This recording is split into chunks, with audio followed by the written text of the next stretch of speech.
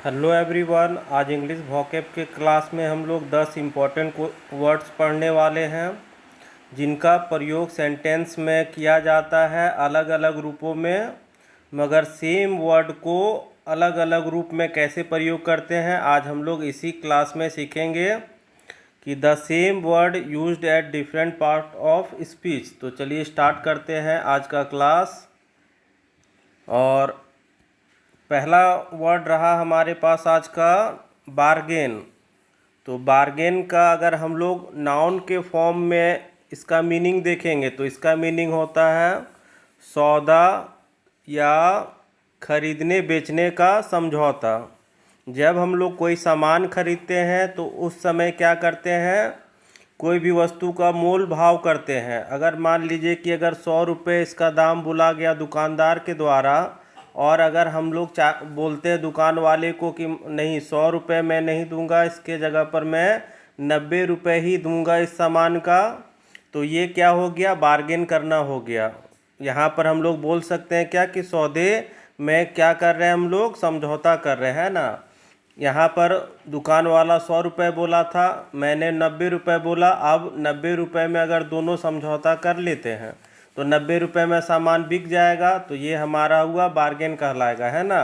ज़्यादातर ऐसा कब देखने को मिलता है, जब सब्जी खरीदने के लिए जाते हैं ना, सब्जी का रेट बोला जाता है तो उसी में बार्गेन करते हैं बहुत लोग। अब हम लोग बार्गेन का प्रयोग देखते हैं सेंटेंस में वर्ब के फॉर्म में अगर किया जाए तो इसका मीनिंग होता है सौदा पक्का करना। तो यहाँ पर एक सेंटेंस हम लोग देखते हैं नाउन के फॉर्म में। तो यहाँ पर देखिए, ही एग्रीड टू माई बार्गेन।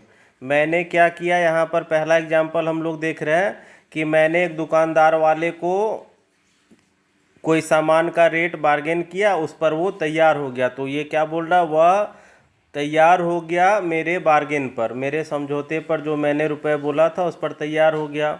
अब भर के फॉर्म में देखिए यहाँ पर बार्गेन का यूज कैसे किया गया है। सेकंड वाला एग्जांपल देखिए, ही बार्गेंड वेजिटेबल्स। तो उसने वेजिटेबल की सौदा किया, ठीक है, वेजिटेबल का सौदा किया मतलब सब्जियों का सौदा किया। तो यहाँ पर हम लोग क्या पाते हैं, देखिए बार्गेन का वर्ब टू किया गया है ना, वर्ब टू है, बार्गेन का बार्गेंड किया गया है। तो उसने बार्गेन किया, मोल भाव किया सब्जियों का। तो यहाँ पर वर्ब के फॉर्म में बार्गेन का हम लोग प्रयोग देखें, और यहाँ पर हम लोग नाउन के फॉर्म में देख रहे हैं इस तरह से। अब आगे बढ़ते हैं हम लोग नेक्स्ट वर्ड की ओर और देखते हैं हमारा अगला वर्ड है हमारे पास बैंक, BANK, बैंक, जिसका नाउन के फॉर्म में अगर हम लोग इसका मीनिंग देखेंगे तो इसका मीनिंग हो जाएगा तट या किनारा होता है। नदी का किनारा या नदी का तट जो होता है, या तालाब का किनारा तट, ये सब भी बोल सकते हैं। तो यहाँ पर देखिए इसका हम लोग एग्जाम्पल देखते हैं, a river flows between its bank. तो एक नदी अपने किनारे के बीच में ही बहती है।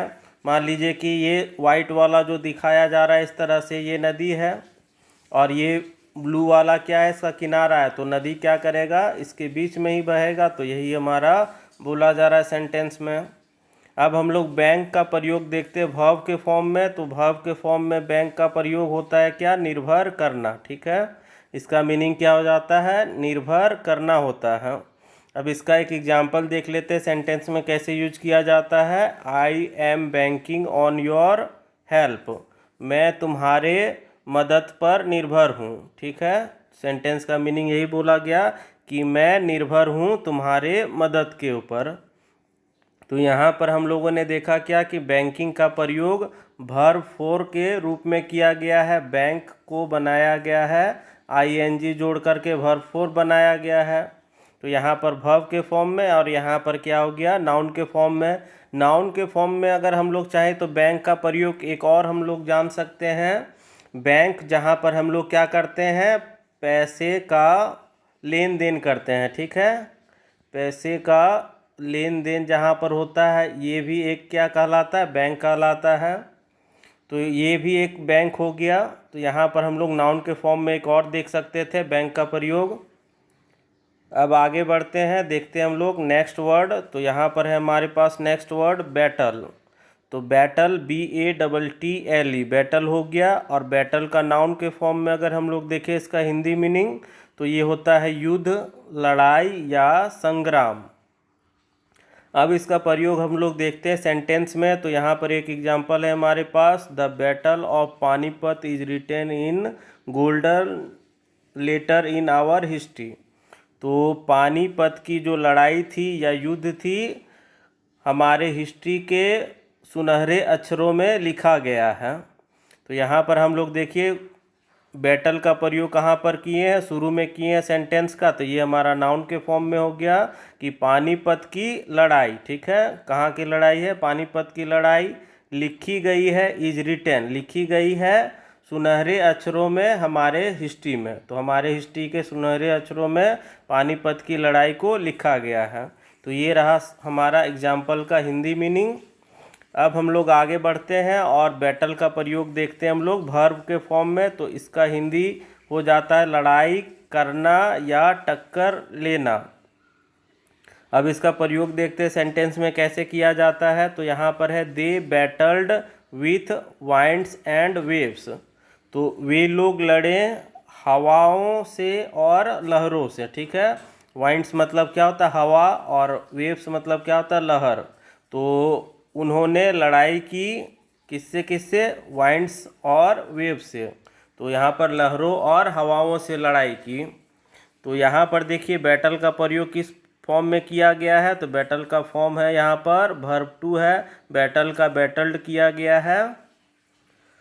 चलिए अब आगे देखते हैं हम लोग। अगला वर्ड है हमारे पास बाइट है। तो बाइट का अगर हम लोग देखें नाउन के फॉर्म में, तो इसका हिंदी मीनिंग होता है क्या, भोजन या खाना होता है, ठीक है। इसका हिंदी मीनिंग क्या हो जाएगा, भोजन या खाना होगा। तो इसका एग्जाम्पल देखते हैं सेंटेंस में कैसे हम लोग इसका प्रयोग करते हैं। तो I haven't had a bite since morning, मैंने सुबह से भोजन का या अन्न का एक दाना भी नहीं खाया है। तो इसका हिंदी मीनिंग यही होगा, आई हैवेंट, मैंने नहीं किया, क्या नहीं किया, बाइट मतलब भोजन का एक भी दाना, सिंस मॉर्निंग, ये बाइट मतलब हो गया भोजन का एक दाना। कब से, तो सिंस बोला जा रहा है मॉर्निंग से, तो सुबह से मैंने भोजन का एक भी दाना नहीं खाया है। अब बाइट का प्रयोग हम लोग देखते हैं वर्ब के फॉर्म में। तो वर्ब के फॉर्म में इसका मीनिंग होता है दांतों से काटना। तो दांतों से काटने का काम कौन करता है, तो यहाँ पर देखिए एक एग्जाम्पल, द डॉग बाइट, यहाँ स्पेलिंग रॉन्ग हो गया है, BIT होगा, ठीक ना, bite BIT, bite me in the leg. यहाँ पर ई छूट गया था तो यहाँ पर हम लोगों को ऐड कर लेना है। तो the dog bite me in the leg, तो कुत्ते ने मुझे पैर पर काटा, या कुत्ते ने मेरे पैर पर काट लिया। तो यही इसका हिंदी मीनिंग हो जाएगा। नेक्स्ट वर्ड है हमारे पास ब्रेव। ब्रेव का नाउन के फॉर्म में अगर देखें तो इसका मीनिंग हो जाएगा बहादुर लोग होगा। यहाँ पर एग्जाम्पल देखते हैं इसका, ब्रेव का प्रयोग नाउन के फॉर्म में कैसे होगा। तो we should respect the brave soldiers, तो हमें बहादुर सैनिकों की रिस्पेक्ट करनी चाहिए। तो यहाँ पर ब्रेव का प्रयोग किया गया है, तो ये क्या है, नाउन के फॉर्म में। नेक्स्ट अब हम लोग देखेंगे ब्रेव का प्रयोग वर्ब के फॉर्म में। तो वर्ब के फॉर्म में इसका हिंदी मीनिंग क्या होता है, साहस पूर्वक सामना करना, हिम्मत से सामना करना किसी भी चीज़ का। तो यहाँ पर एग्जाम्पल अब हम लोग देखेंगे कि ही ब्रेव्ड द डिफ़िकल्टीज, तो उसने सामना किया कठिनाइयों का, किस तरह से, साहस पूर्वक कठिनाइयों से सामना किया। तो इसका हिंदी मीनिंग हमारा हो गया क्या, ब्रेव का वर्ब टू किया गया है यहाँ पर ब्रेव्ड, तो उसने परेशानियों का साहस पूर्वक सामना किया, हिंदी मीनिंग निकल जाएगा इस सेंटेंस का हमारा। अब यहीं पर हम लोग देखेंगे ब्रेव का प्रयोग एडजेक्टिव के फॉर्म में, विशेषण के फॉर्म में। तो यहाँ पर इसका हिंदी मीनिंग क्या हो जाएगा, वीर या साहसी। अगर किसी लोग का बात करते हैं, मान लीजिए एक राजा है, बोलते हैं क्या, राम एक साहसी राजा था या वीर राजा था, ठीक है। तो राम का क्या हो गया, वीर या साहसी होना एक विशेषता हो गया, एडजेक्टिव हो गया। तो यही हम लोग एडजेक्टिव के फॉर्म में एक एग्जाम्पल देखते हैं he is as brave as a lion, वह इतना बहादुर है जैसे कि एक शेर होता है। तो यहाँ पर हम लोग क्या किए, ब्रेव का कंपेयर किए हैं लायन से। तो यहाँ पर इस व्यक्ति का कंपेयर किया जा रहा है ना, कि वह इतना ब्रेव है या इतना साहसी है जैसे कि लायन है। ठीक है, तो यहाँ पर हम लोगों का क्या निकल कर के आया, ब्रेव ही का एडजेक्टिव हो गया, मतलब उसका विशेषता बतला रहा है कि वह एक आदमी है जो क्या है, बहुत ही साहसी है। तो यहाँ पर ब्रेव का काम हो गया क्या, एडजेक्टिव हो गया, विशेषण बताने का काम हो गया, इस व्यक्ति का विशेषता को बतला रहा है ना। अब आगे हम लोग बढ़ेंगे तो देखेंगे हम लोग, देखेंगे नेक्स्ट हमारे पास वर्ड जो है 26 नंबर। तो ये हमारे पास अगला वर्ड रहा। तो ये वर्ड है ब्रश। ब्रश का हिंदी मीनिंग अगर देखेंगे नाउन के फॉर्म में तो इसका मीनिंग ब्रश ही होता है। ठीक है, और इसका एग्जाम्पल देखते हैं, he has a tooth brush, उसके पास एक टूथ ब्रश है, दांतों को घिसने वाला ब्रश है। नेक्स्ट अगर हम लोग इसका प्रयोग वर्ब के फॉर्म में देखते हैं तो इसका मीनिंग होता है सफाई करना या रंग करना या किसी भी चीज़ को झाड़ना। तो इसका अगर हम लोग ये देखें, एक एग्जांपल देखते हैं यहाँ पर। तो यहाँ पर एग्जांपल है ब्रश योर टीथ, अपने दांतों की धुलाई करो। ठीक है, या सफाई करो, इस तरह से हम लोग बोलते हैं। नेक्स्ट वर्ड हम लोग देखेंगे क्योर। क्योर का अगर हम लोग नाउन के फॉर्म में देखें तो ये इसका हिंदी मीनिंग हो जाएगा चिकित्सा। अब इसका एक एग्जांपल हम लोग देखते हैं कि इसका प्रयोग हम लोग सेंटेंस में कैसे करते हैं। तो prevention is better than cure, तो सेंटेंस में क्या बोला जा रहा है, बचाव इलाज से ज़्यादा अच्छा है ना, कि प्रिवेंशन हो गया बचाव, बेटर है मतलब अच्छा है किससे, क्योर से। क्योर मतलब क्या होता है, इलाज से। तो इलाज से अच्छा क्या होता है, उससे बचाव होता है ना, किसी भी बीमारी से बचना ज़्यादा अच्छा होता है, ना कि उस बीमारी का डॉक्टर के पास इलाज कराना। तो ये हमारा हिंदी मीनिंग था एग्जाम्पल का। अब हम लोग क्योर का प्रयोग देखेंगे वर्ब के फॉर्म में सेंटेंस में कैसे किया जाता है।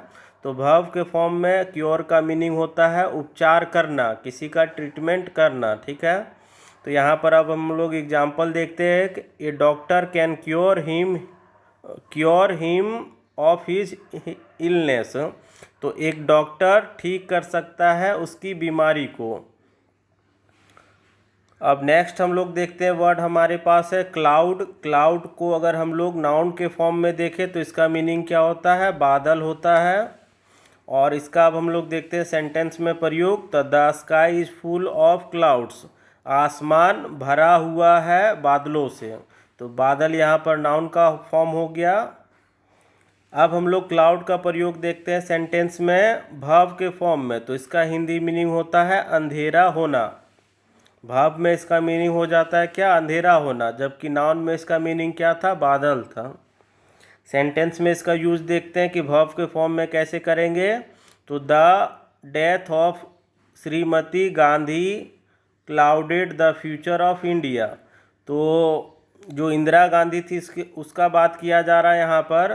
तो इंदिरा गांधी के मृत्यु के बाद क्या हो गया, इंडिया के भविष्य पर ये अंधेरा छा गया या अंधेरा होने लगा। ठीक है, तो इसका हिंदी मीनिंग क्या हो जाएगा कि मिसेस गांधी के मृत्यु के बाद इंडिया के फ्यूचर पर, भारत के फ्यूचर पर, भविष्य पर क्या हो गया, अंधेरा छा गया। तो यहाँ पर यही मीनिंग होगा इसका। और यहाँ देखिए क्लाउडेड मतलब क्या हो गया, वर्ब का दूसरा रूप का प्रयोग किया गया, क्लाउड का क्लाउडेड किया गया है। अब हम लोग देखेंगे नेक्स्ट वर्ड। तो नेक्स्ट वर्ड है हमारे पास काउ। और इसका अगर हम लोग नाउन के फॉर्म में अगर मीनिंग देखें तो काउ का प्रयोग गाय के तौर पर किया जाता है। तो इसका एक एग्जाम्पल देखते हैं हम लोग। The cow is a very useful animal, गाय एक बहुत ही महत्वपूर्ण जानवर होती है। नेक्स्ट अब हम लोग देखते हैं काउ का प्रयोग वर्ब के फॉर्म में। तो ये ज़्यादा ज़रूरी था, इसका तो सभी को पता था कि काउ को हम लोग गाय बोलते हैं। अगर वर्ब के फॉर्म में काउ का प्रयोग करते तो इसका मीनिंग क्या होता है, डराना। ठीक है, याद रखिएगा आप लोग, काउ का मीनिंग क्या हो जाता है वर्ब के फॉर्म में, डराना होता है। अब इसका सेंटेंस में यूज देखिए कैसे करना है। तो nothing could cow mister Bose, यहाँ पर क्या बोला गया, नथिंग मतलब किसी के द्वारा भी मिस्टर बोस को डराया नहीं जा सका, या मिस्टर बोस जो थे किसी के द्वारा नहीं डरे, ठीक है। नथिंग कुड काउ मतलब किसी चीज़ के भी द्वारा मिस्टर बोस को नहीं डराया जा सका, यही बोला गया सेंटेंस में। अब आगे बढ़ते हैं, देखते हैं नेक्स्ट वर्ड। ये हमारा आखिरी वर्ड होगा आज का, तो ये है क्लोज।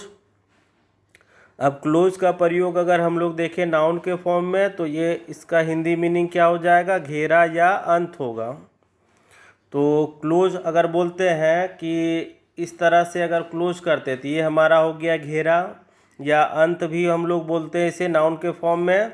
तो देखिए सेंटेंस का प्रयोग हम लोग देखते हैं नाउन के फॉर्म में क्लोज का प्रयोग कैसे करेंगे। तो the chapter comes to a close, तो क्या बोला गया कि एक अध्याय हम लोग पढ़ रहे हैं, तो वह अध्याय खत्म होने के या अंत होने के कगार पर है ना। कम्स टू क्लोज मतलब खत्म होने के कगार पर है। नेक्स्ट हम लोग देखते हैं क्लोज का प्रयोग वर्ब के फॉर्म में, तो इसका मीनिंग होगा बंद करना। अब इसी का प्रयोग हम लोग देखते हैं वर्ब के फॉर्म में सेंटेंस में कैसे करना है हम लोगों को। The teacher closes his door against students, तो क्या बोला जा रहा है यहाँ पर, देखिए क्लोज का क्या किया गया, क्लोजेज, और क्लोजेज यहाँ पर क्या हो जाएगा, वर्ब का पांचवा रूप हो जाएगा। तो इसका हिंदी मीनिंग क्या हो जाएगा, एक शिक्षक अपने दरवाजे को बंद कर लिया अपने छात्रों के लेकर के, ठीक है, अपने छात्रों के लिए उसने अपने दरवाजे को बंद कर लिया। तो यहाँ पर क्लोजेज हो गया वर्ब 5, और वर्ब के फॉर्म में हम लोगों ने देख लिया क्लोज का प्रयोग। अब हम लोग क्लोज का प्रयोग देखते हैं एडजेक्टिव फॉर्म में। तो एडजेक्टिव फॉर्म में क्या होता है, इसका मीनिंग घनिष्ठ होता है। तो यहाँ पर इसका हम लोग मीनिंग सेंटेंस में प्रयोग देखते हैं। Vijay and Raman are close friends, तो विजय और रमन एक दूसरे के बहुत ही करीबी दो मित्र हैं, या बोल सकते हैं घनिष्ठ मित्र बोल सकते हैं, करीबी दोस्त, या क्या बोल सकते हैं हम लोग, घनिष्ठ मित्र बोल सकते हैं। तो यहाँ पर हम लोगों को क्या पता चल रहा है, ये मित्रता का विशेषता बतला रहा है कि ये दोनों कैसे मित्र हैं, तो बहुत घनिष्ठ मित्र हैं, ठीक ना, बहुत ही जिगरी दोस्त हैं। तो यही क्लोज का काम हो गया यहाँ पर एडजेक्टिव के फॉर्म में। अब हम लोग देखेंगे क्लोज का प्रयोग एडवर्ब के फॉर्म में। तो एडवर्ब के फॉर्म में क्या होता है, इसका हिंदी मीनिंग, एक तो होता है पास पास या लगभग, और दूसरा होता है करीब करीब। तो दोनों का एक हम लोग देखेंगे सेंटेंस, एक एक सेंटेंस किस तरह से प्रयोग कर सकते हैं। तो पास पास या लगभग का अगर हम लोग सेंटेंस में प्रयोग देखेंगे क्लोज का, तो यहाँ पर हमारे पास एक सेंटेंस है, the boat kept close to the bank. तो बोट जो है, नौका है जो, वो क्या है, बैंक के मतलब किनारा के पास पास चल रहा है। मान लीजिए कि ये एक नदी है, तो जो नाव है ये क्या कर रही है, बैंक के मतलब इस किनारे के पास पास में चल रही है या लगभग में चल रही है, ये बीच में नहीं चल रहा है ना, बीच में ज़्यादा बहाव होगा तो बोट क्या हो सकता है, बह सकता है। इसलिए यहाँ सेंटेंस में क्या प्रयोग किया गया, पास पास या लगभग। जैसे कि हम लोग बोल सकते हैं कि अब हम मान लीजिए कि इंडिया बैटिंग कर रही है और इसके पास 5 विकेट हैं, ठीक है, 5 विकेट अभी बाकी है और 20 रन बनाने हैं, 20 रन बनाने हैं, और हमारे पास कितने हैं, 3 ओवर्स हैं। तो ये बहुत ही आसान होगा इसके लिए बनाना।